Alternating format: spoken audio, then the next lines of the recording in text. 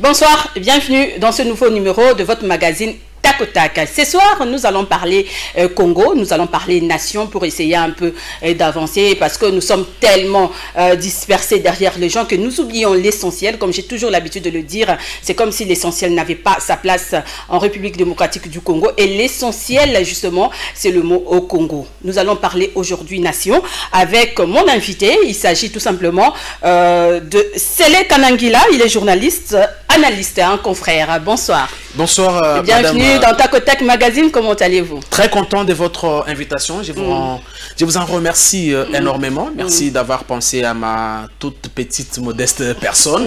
Merci aux téléspectateurs qui nous regardent. Eh ben, j'ai répondu à cette invitation pour parler Congo et dire la vérité aux Congolais. Eh bien, alors, j'ai comme l'impression que mon émission quand même est suivie. Hein. Les journalistes m'appellent tout le temps pour participer à cette émission. La dernière fois, moi, je vous ai suivi avec le cœur. Oui. J'étais au salon d'un autre ami journaliste. Parce que les journalistes ont toujours un esprit de critique. Alors, bien sûr, si vous m'appelez quand même, c'est que je fais bien mon travail. Mais vous savez que moi, quand je suis l'émission, je ne suis pas que l'émission. Je ne vois pas que les contenants, je vois aussi les contenus. Et donc, si à tout moment, on se bouscule à votre porte, c'est ce que vous faites. Et bon. Bien habillé, hein, en or comme moi. Hein. Oui, je ne comprends pas cette complicité.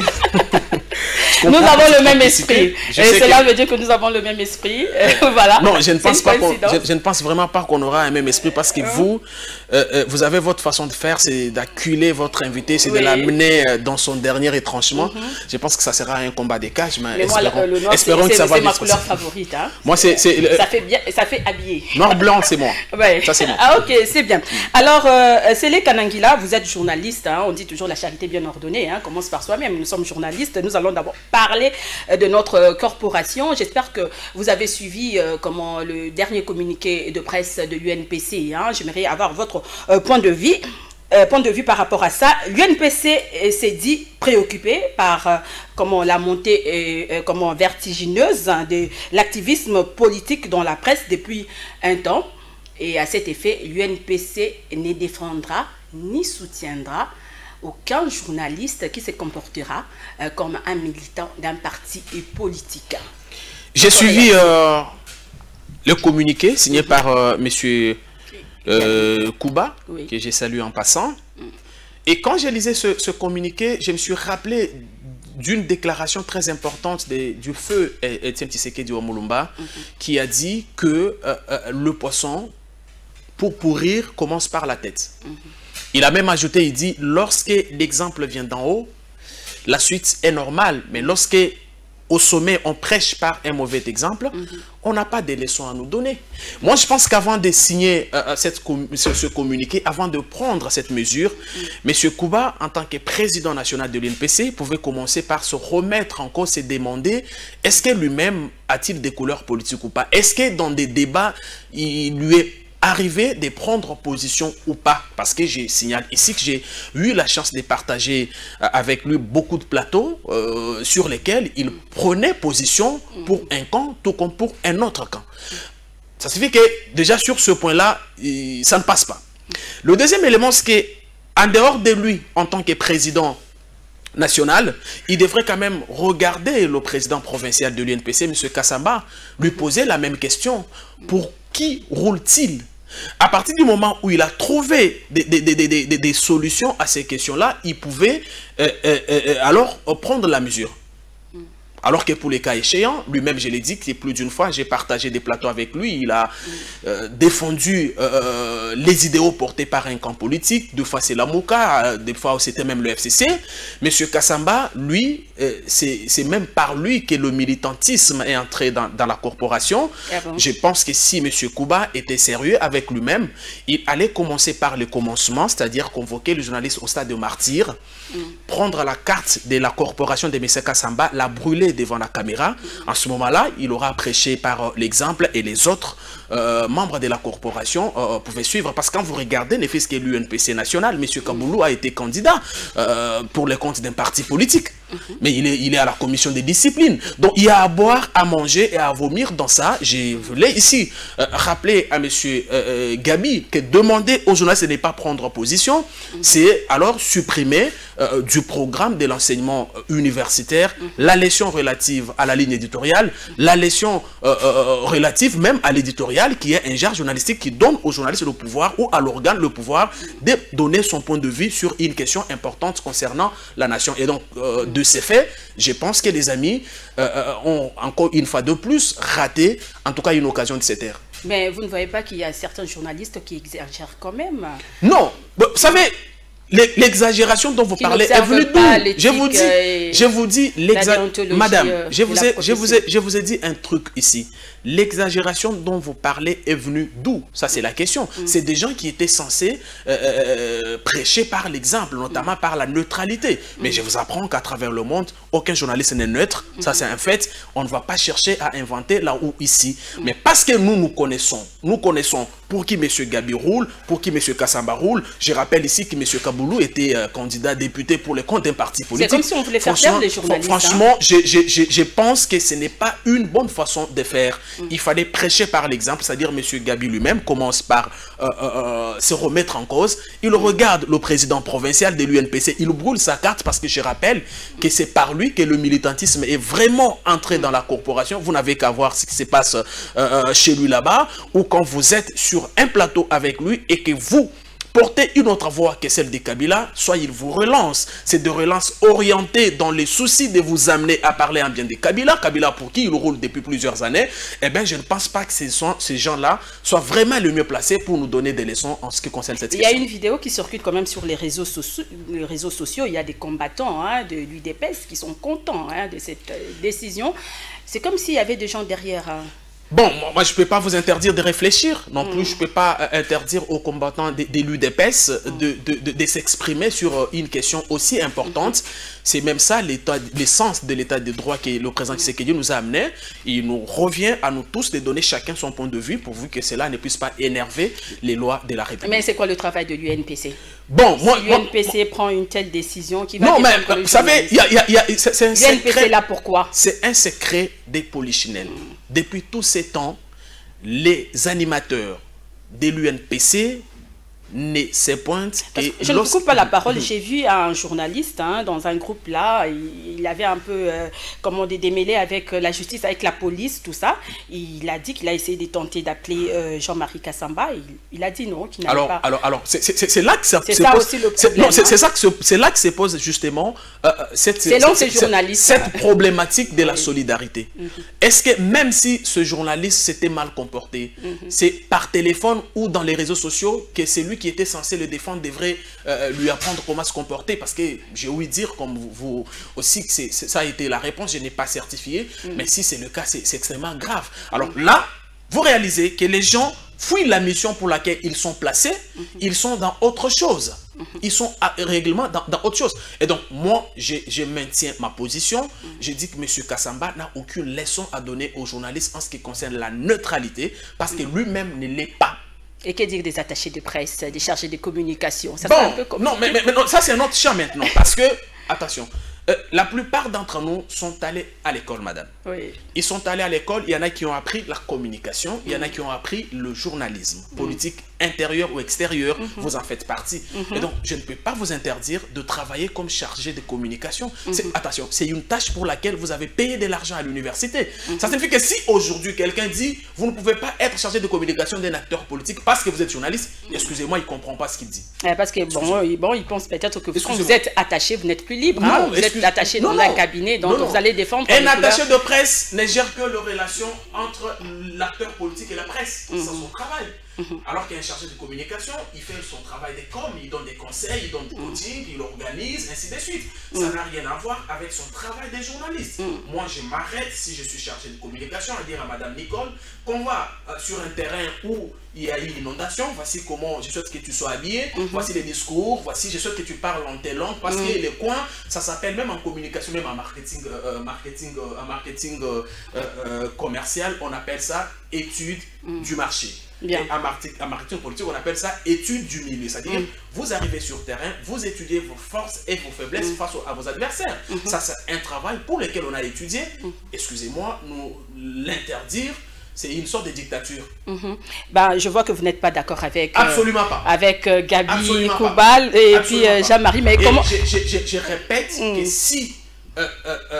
Gabi veut faire ce travail-là, qu'il commence par Jean-Marie Kassamba et il doit le faire devant caméra. Parce que je ne sais pas si sur ce plateau et tous ceux qui nous regardent à travers le monde ne savent pas pour qui roule M. Kassamba. Et pour fermer cette parenthèse, comment trouvez-vous la nouvelle équipe dirigeante de l'UNPC section Kinshasa? Bon, moi je respecte.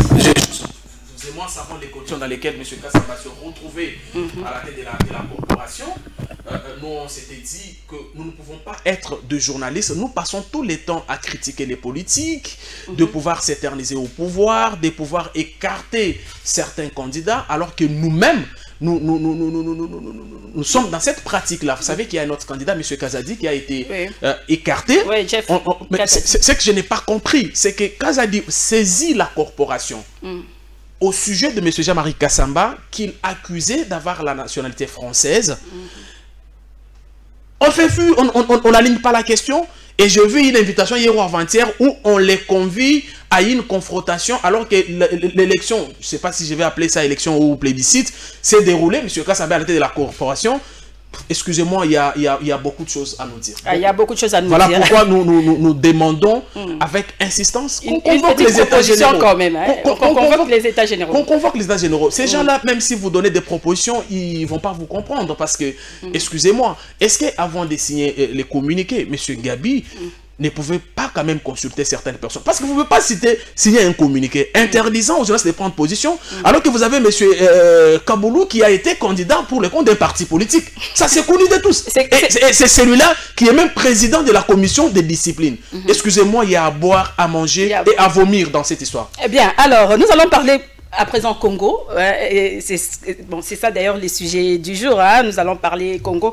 Alors, Sélé Kanangila, vous êtes journaliste, vous avez un œil regardant sur tout ce qui se passe en République démocratique du Congo. Lorsque vous observez la situation actuelle du pays, la gestion du pays sous Fachi, quel sentiment vous anime? Qu'est-ce que vous ressentez? En commençant par la riposte de Covid-19, l'état de siège, l'économie, les sociales. Bien. Et puis la justice, hein, l'état des droits. Bien, je constate avec vous qu'il y a des choses qui marchent.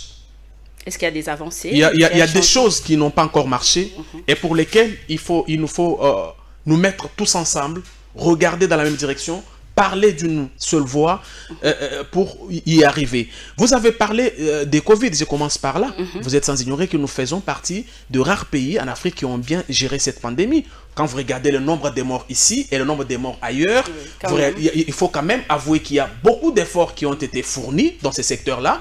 Nous ne disons pas que c'est ce qu'il faut faire, mais attention, il y a quand même les efforts qui ont été fournis pour lesquels nous devons applaudir tout en demandant qu'on redouble d'ardeur parce que la pandémie, elle est meurtrière et donc il nous faut rester vigilants. Vigilance de la part de nos autorités en termes de dispositions, des décisions à prendre. Moi, je ne suis peut-être pas d'accord qu'on interdise aux bars de fonctionner, alors que les églises, ça c'est mon point de vue, alors que les églises, eux, elles fonctionnent. Il y a des tenanciers des bars qui nourrissent de familles. Alors que, sur ces points quand même, bien sûr, alors que certains de nos pasteurs, lorsqu'il y a des offrandes, c'est seulement pour leur propre famille. Je trouve quand même qu'il faut revoir cette mesure.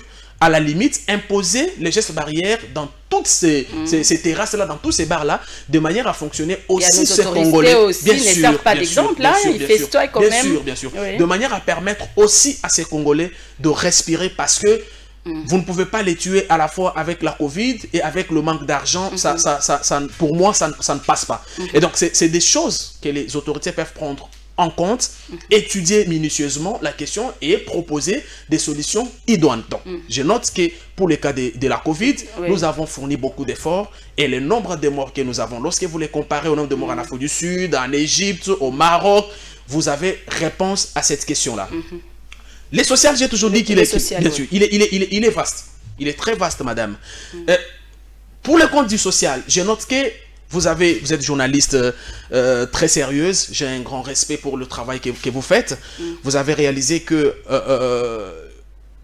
au TENAFEP, qui vient de passer, il y a eu beaucoup d'élèves qui a une année. Beaucoup. On parlait de plus de 300... Je ne sais pas, je n'ai pas de chiffres vraiment, mais il y a eu beaucoup d'élèves qui se sont augmentés. C'est un signe que la gratuité, bien qu'elle combattue, a quand même produit ses fruits, bien que dans la douleur. Parce que je vous rappelle que l'argent de la gratuité a été détourné, que les écoles catholiques étaient farouchement opposées à la gratuité. La gratuité était une réforme qui était venue ravir une sorte de proie de la part des gens qui pensaient ou qui voulaient à tout prix s'enrichir. Parce que je vous rappelle ici que les écoles catholiques sont les écoles les plus chères, étaient les écoles les plus chères. Voilà pourquoi vous avez vu le cardinal Ambongo, pour qui j'ai un grand respect, et les autres autorités catholiques tout faire pour que cette gratuité ne marche pas. Parce que je vous rappelle qu'il y a certaines écoles catholiques qui, bien que la gratuité est là, on finit quand même par faire payer les élèves. Donc ça signifie que, bien qu'elle combattue, mais cette réforme est importante et elle a produit ses fruits. Vous avez dans les sociales... il y a les médecins aussi. Les médecins qui étaient même en grève. Il y a des infirmiers aussi. Bien sûr. Mais la situation de médecins, moi j'ai couvert une réunion entre le médecin et le premier ministre Bruno Tshibala. Ça date, j'étais encore reporter à la RTGA, ça date. C'est dire que ce n'est pas une situation d'aujourd'hui. Mais au nom de la continuité de l'État, les régimes actuels doivent assumer et trouver des solutions. Améliorer ça c'est vrai, bien sûr. Alors maintenant, il faut que l'on comprenne que lorsque vous regardez la situation de médecins, vous regardez la situation de nos chauffeurs Transco, vous regardez la situation des agents de la SCTP, vous réaliserez que quand vous allez à la SCTP, c'est 36 mois d'impayement, vous allez au Transco, c'est toujours de problèmes, vous allez chez le médecin, c'est de problèmes. Vous pouvez tout de suite conclure avec moi que la nation était malade dans tous ces secteurs. Mais ne demandez pas à ceux qui sont là aujourd'hui de trouver des solutions à tout ce problème et tout de suite. Allons-y, petit à petit. Mais ils sont là pour ça. Ils sont là pour trouver des solutions. Moi, je ne les dédonne pas. Responsable quand dirige moi, je ne les dédonne pas. Je dis qu'ils doivent assumer les passifs et les actifs. Parce qu'en acceptant de se porter candidat, soit à la présidence de la République, soit à la députation, ou quand on est nommé ministre, chacun connaît qu'il y a deux problèmes. À partir du moment où on a accepté, il connaissait déjà la situation du pays. À partir du moment où on a accepté, d'y aller, eh bien, qu'on ne puisse pas se plaindre, qu'on ne puisse pas se dédonner, que l'on trouve des solutions pour les Congolais. Mais ce qui me réjouit, c'est que cette volonté est là. La volonté est là, les efforts sont fournis, le mal était profond. Mettons-nous ensemble, regardons dans la même direction, le Congo va se développer. Et sur le plan économique, il y a même le Premier ministre Jean-Michel Sama Lukonde qui a vanté des prouesses sur l'économie du pays. Mais jusque-là, panier de la ménagère, ça ne se sent pas encore. Ça se sent pas. Oui, d'abord, je commence parce que vous parlez économie. Vous avez vu des chiffres. Joseph Kabila a laissé, on nous a toujours dit, plus d'1 milliard dans le compte de l'État. Après 18 ans, je vais me dire 24 ans, quand je prends aussi les années de Mosée Laurent, parce que c'est le même régime. Qui c'est qui dit, dans moins de 3 ans, vous avez les chiffres que vous avez. Ça signifie qu'il y a un travail qui est fait. Alors maintenant, vous avez suivi le Premier ministre, y revenir. Moi, j'aimerais ici rendre un hommage à un compatriote, l'inspecteur général des finances, monsieur Jules, qui fait un travail énorme, un travail pour lequel toute la nation doit lui être reconnaissante, doit s'arranger derrière lui. Malheureusement, il y a des compatriotes, je ne sais pas, ennemis du développement, qui passent tout leur temps à tirer sur cet homme. Madame Nicole, je ne sais pas si réellement nous savons ce que nous voulons dans ce pays. Vous avez un monsieur comme Jules qui vous fait un travail énorme. Nous voulons une chose et son contraire. Bien sûr. Jules il est en train de traquer les le travail que Jules vous fait vous donne exactement l'image sur comment les finances publiques ont été gérées dans ce pays. C'est toujours des millions, 200 millions, 300 millions, 15 millions, vous avez vu. Aujourd'hui, nous avons les dossiers chez nous avec 13 millions. Mais l'IGF n'a pas commencé avec Jules. L'IGF existe depuis 87. Depuis 87. Depuis 87, madame. Mais aujourd'hui, vous réalisez que vous et moi savons qu'il y a une inspection générale des finances qui existe dans ce pays, qui traque tous les détourneurs, tous les voleurs de la République. C'est grâce à ce monsieur. Alors, moi, je pense que si on est réellement congolais et qu'on aime ce pays, moi, j'ai même dit dans une émission, je crois avec Peter Tsani, que Jules, selon moi, doit être élevé au rang des héros nationaux. Parce qu'un héros, c'est quelqu'un qui a mener un bon combat pour l'intérêt de plusieurs. Et exactement, c'est ce que ce monsieur est en train de faire dans les secteurs des finances. Et je pense que la nation doit vraiment lui doit reconnaissance. Mais on lui reproche quand même de travailler pour un camp. Hein, non, je ne sais pas. Il y a eu détournement, un présumé détournement sur comment le fonds à lui... Covid-19 avec Eteni. Oui. Vous avez suivi sa réponse? On lui a posé la question. Il a dit qu'il n'y a pas de suite. Lui n'est pas la justice. Lui, il fait son travail. Lorsqu'il finit son travail, il dépose le rapport acquis des droits, donc à la justice. Ça est juste d'apprécier maintenant les dossiers, de savoir à quel moment entreprendre tel ou tel autre dossier. Mais je suis toujours convaincu, et c'est mon souhait, que même si M. Eteni est innocent, on doit quand même l'appeler comme on le fait avec les autres pour lui poser les questions. Nous allons revenir sur ça, l'état de droit. On était à l'économie, hein, le social. Le peuple ne se retrouve pas, l'eau, électricité, il n'y a toujours pas. Donc, c'est un peu compliqué. Hein. Très compliqué. Et puis, les chômages bas sont pleins. Il n'y a pas de travail. Le peuple souffre. Tout ça. Il faut dire que le développement, la responsabilité... Et à manger. Il n'y a pas baisse des prix. Hein. La responsabilité de développer un pays incombe à l'État. C'est lui l'agent principal. Maintenant, à travers le monde, vous avez promis les poulets à 10 $. Non, on va y arriver, madame. Je vais vous expliquer, j'ai beaucoup de choses à vous dire. Ouais, allez-y. Oui. Alors, à travers le monde, en dehors de l'État, vous avez les nationaux. Les gens que Dieu a bénis, qui investissent dans leur pays, qui engagent, qui recrutent et qui soulagent aussi l'État sur cet aspect-là. Et donc, je suis d'accord avec vous qu'il revient à l'État de trouver solution à tout ce problème. Mais si nous sommes sérieux avec nous-mêmes, il faut aussi nous demander comment Tshisekedi a trouvé ce pays. Regardez, madame, lorsque Joe Biden arrive à la tête des États-Unis, il trouve un pays normal. L'armée fonctionne et n'est pas infiltrée. Les services de renseignement fonctionnent, ils ne sont pas infiltrés.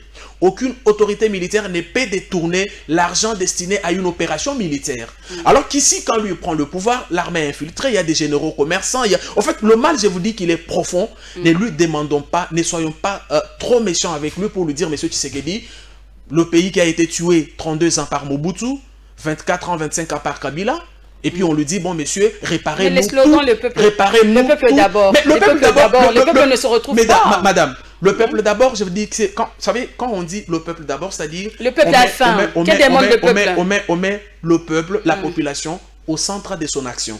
Mais je vous ai dit qu'au centre de cette action, il y a des volets sur le plan social.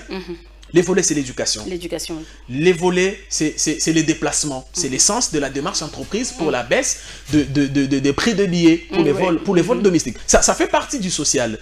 Mais son application aussi pose problème. Non, l'application va poser problème. Aucun changement n'est passé comme une lettre déposée à la poste, madame. Aucun changement n'est passé. Ainsi, quand vous lisez l'histoire du changement à travers le monde, il y a eu toujours les gens qui ont résisté, il y a eu toujours les gens qui ont combattu, mais ce qui a compté, c'est l'engagement, la volonté et la détermination à y arriver. Et c'est comme ça que la plupart des pays y sont arrivés. Moi, j'ai foi qu'on y arrivera. Mais ne pensez pas que le chemin nous sera ouvertement grand pour qu'on y passe. Et parce que nous sommes dans un pays, je vais finir peut-être par là, où il y a des compatriotes. Vous avez suivi avec moi l'actualité en France, où un citoyen a porté la main sur le président de la République.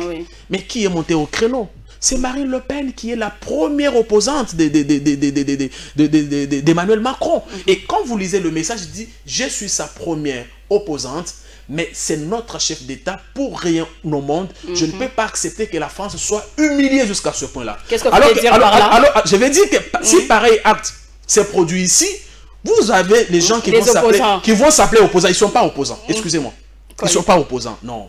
Il n'y a pas l'opposition, vous voulez dire? Ici au Congo. Oui. Non, il y a des gens de mauvaise foi. Il y a des gens qui veulent que les autres quittent pour qu'ils viennent. Vous avez déjà suivi un opposant vous expliquer sa vision sur le Congo. Donc, commençons par lui dépêcher. Regarde. S'il n'y a pas opposition, aujourd'hui, il dépêche au pouvoir. Regardez. La France, nous sommes à, je crois, une année des élections. Vous avez suivi les différents candidats. Chaque personne parle. Il ne s'attaque pas à Macron. Il dit à la population ce qu'il pense de la France de demain. Voici la France que je rêve. Voici comment je vais procéder. C'est pourquoi j'ai même dit qu'il faut parler Congo, il faut parler nation, on ne peut pas parler des individus. Ce n'est pas le cas ici, madame. Je vous dis que si pareil acte était posé ici, vous avez les gens qui s'appellent opposants, qui parce que tous les temps sur les réseaux sociaux en train d'insulter, en train d'apprécier, en train d'encourager. Alors, est-ce que vous allez me dire que ces gens-là sont opposants? Ils sont plus opposants que Marine Le Pen? Absolument pas. En fait, c'est ça le problème au Congo. Vous avez vu, par exemple, pour le cas de la Covid, lorsqu'on déclare la Covid en France, Emmanuel Macron rencontre François Hollande. Il rencontre celui qui a des problèmes avec la justice, celui qui a fait tuer Kadhafi, comment il s'appelle encore Sarkozy. Nicolas Sarkozy. Ils se mettent tous autour d'une même table. Ils se regardent pas comme des opposants. Pour le pays, parce que le pays est en danger. On doit se mettre ensemble. Parce que le pays est en danger. Mais lorsqu'on a déclaré Covid ici, vous avez vu certains leaders d'opinion se faisant passer pour opposants, s'attaquer aux autorités, dire même qu'il n'y a pas Covid ici. Vous avez suivi ces discours-là de la part des gens qui s'appellent opposants ici. Alors qu'ailleurs, vous avez vu François Hollande à côté d'Emmanuel Macron en train de chercher des solutions. Comment on va faire pour proposer la solution à la France? La preuve, c'est qu'aujourd'hui, quand vous suivez l'actualité en France, ils ont réouvert tout. Pourquoi? Parce que aucun leader d'opinion n'a donné un mot d'ordre de découragement. Parce qu'ici, on ne se bat pour les intérêts personnels. Vous me rejoignez. On ne se bat pas pour le pays. Vous me rejoignez. Ici, alors, rapidement, nous n'avons pas, nous n'avons pas des opposants, parce que l'opposition, c'est autour d'un idéal, c'est autour d'une idéologie.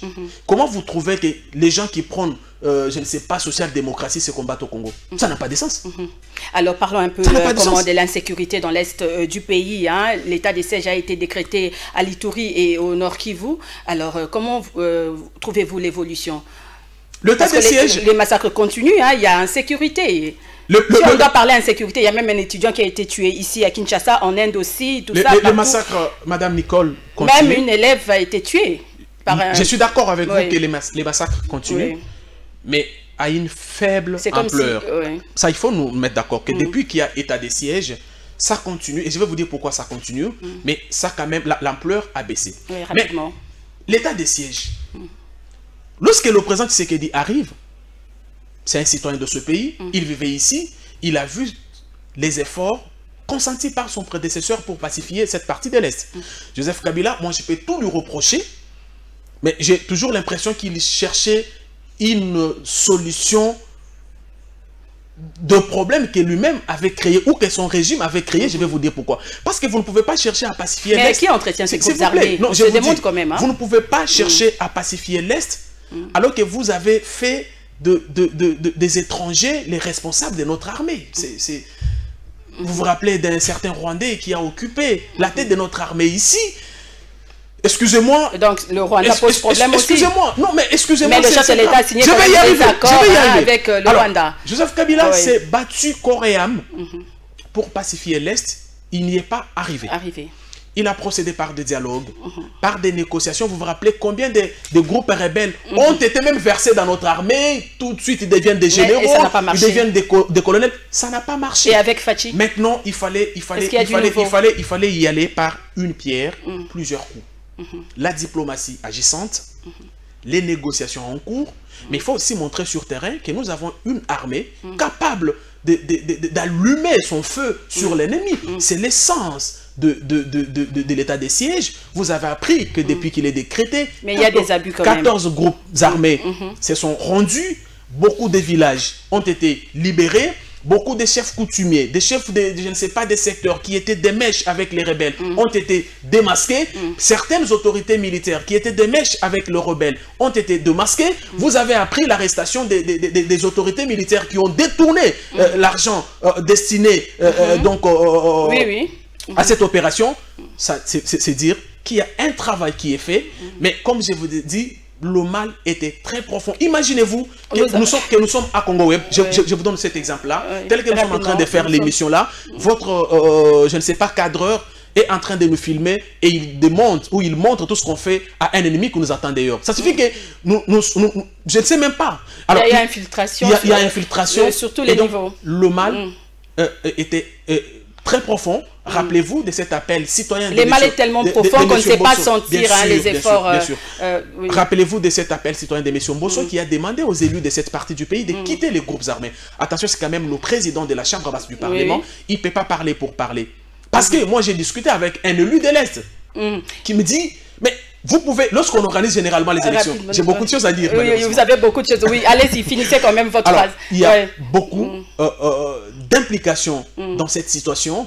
J'aimerais que tout le monde se mette d'accord parce que la partie est de notre pays doit être pacifiée. Bien, alors dernière question, parce que nous sommes déjà arrivés à la fin. J'aimerais aussi avoir votre point de vue par rapport à cette proposition de loi Tchani sur la congolité. Ça vaut la peine. Puis il y a une autre proposition de Daniel Mbaou sur la dot, et puis l'état des droits ou les bas blessés. Je commence par rapidement vous dire un truc. Oui. Monsieur Mbaou, Monsieur Safou Daniel, Monsieur Molière, Messieurs Lézère Ntamboué font partie de la déception de cette législature. C'est des gens qui ont parlé à la télévision pour rien.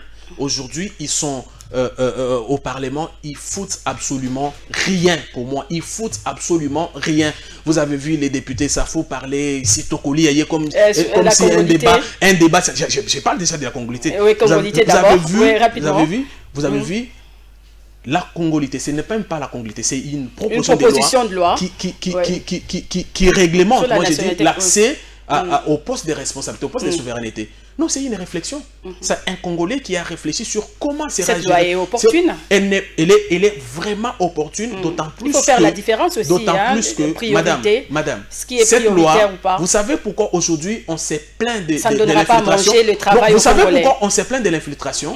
C'est parce qu'il y a eu une porte grandement ouverte à qui voulait entrer dans n'importe quelle institution ici. La loi Tchani. C'est une bonne loi selon vous, rapidement? Elle vaut sa peine. Elle est très importante. Elle n'est pas discriminatoire.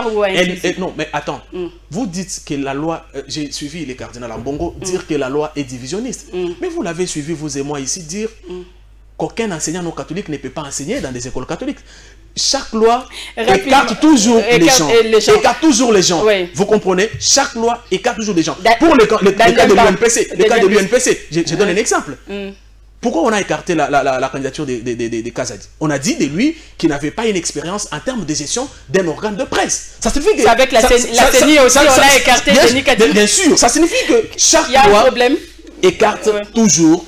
Mettons-nous d'accord qu'il faut certaines lois pour nous protéger, pour protéger notre nation. Et avec Daniel Mbaou, cette proposition... Non, j'ai dit qu'il fait partie de la déception de cette législature. D'autant plus que la dot, elle est coutumière. Alors, l'état de droit... Je vous donne quand même l'exemple. Quand vous allez chez le Louba, par exemple... La dot ne revient pas à ton papa seulement. Ça peut revenir à ton oncle, ça peut revenir à ta tante. Et c'est à ta tante ou à ton oncle de fixer sa dot. Tu ne vas pas quand même dire à cette maman-là ou à ce papa-là que M. Mbaou, il y a beaucoup de lois. Je pense que de toutes les façons, M. Mbaou fait partie de la déception, d'après moi, de cette législature. Et l'état des droits, où est-ce que le bas blesse? Il est en marche, l'état des droits. Le mal était profond. Avec toutes ces suspensions, des arrestations. Il est en marche parce qu'aujourd'hui, nous voyons quand même les gens, entre guillemets, forts, être interrogés par la justice. Dans ce pays, je vous ai dit qu'il y avait un inspecteur de finances. Et pourquoi sa bouche était toujours fermée? C'est parce qu'il y avait les hommes forts. Donc vous appréciez quand même le travail abattu par les chefs. Bien sûr, Jules a fait un très très bon travail.